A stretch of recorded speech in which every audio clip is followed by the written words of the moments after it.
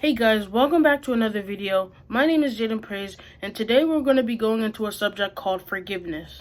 You've probably heard the phrase forgive and forget, but to an upstanding point of view, those two things are very hard to do. Before I get into that, I want to say a quick verse that is right here. It says, in Luke 6 verse 37, it says, "Judge not and you will not be judged. Condemn not and you will not be condemned. Forgive and you will be forgiven." So right off the bat here, it's basically saying that if we judge, then we won't. If we don't judge, then we won't be judged. So basically taking that out of the question that you can't false the forgiving, and you should be able to forget about it. Because if you false the forgiving, you are still judging them. Basically the verse is telling you to not judge the person that you're forgiving. It's human nature for us to be uncomfortable with forgiving and forgetting any situation or anyone that has done bad to you. Just forgetting the situation totally. I actually had gone through a situation where I had to forgive, and it was very hard for me, but I did it. But did I forget? I did not forget. Now you might be wondering, why are you telling us to forgive and forget, but you didn't do it in that situation? Well, it really is impossible to forget a situation that's happened to you recently. And the more that you think about forgetting the situation, or the more you try to forget about the situation, the more you're going to remember the situation. You can't erase a memory out of your mind that had just happened to you, that's freshly made. But in our context of forgetting is to give the person a new leaf, to give the person a new chance. Let's forget that happened, and to say, let's just ignore that and let's start a new term. Let's ignore that and let's become friends again. Say you ended your friendship or anything.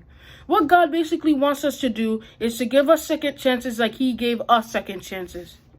In Luke 6 verse 27 it says, But I say to you who hear, love your enemies and do good to those that hate you." Which again is very hard for us humans to do. It's very hard to do that because of a self-block in our eyes, a self-block in our heart. It's a feeling we get. There's a certain feeling we get when someone does us bad, or someone does us bad and they don't apologize. It's just a really bad feeling. Now going on to a whole different level when someone hates you and wishes harm to you and wants to do bad to you, but yet God still wants us to love them. That is definitely hard, but we should do it because here's why. It says, Proverbs 10 verse 12, it says, "Hate strives up strife, but love covers all offense." So if you hate, I'm gonna say it like this. If you hate back the person that hates you, you're causing more conflict upon yourself and upon the person that hates you. But if you show love onto them, there could be two outcomes I'm going to tell you, and more possible outcomes that probably will happen. The two outcomes was the person that hates you will probably leave you alone, or they will see the love and they will switch aside and probably become your friend. Most context in bullying. I would put most context in bullying. The way to solve bullying is to show love. Let's go into Luke 23 verse 34. It says, "And Jesus said, Father, forgive them, for they know not what they do. And they cast lots and divide his garments."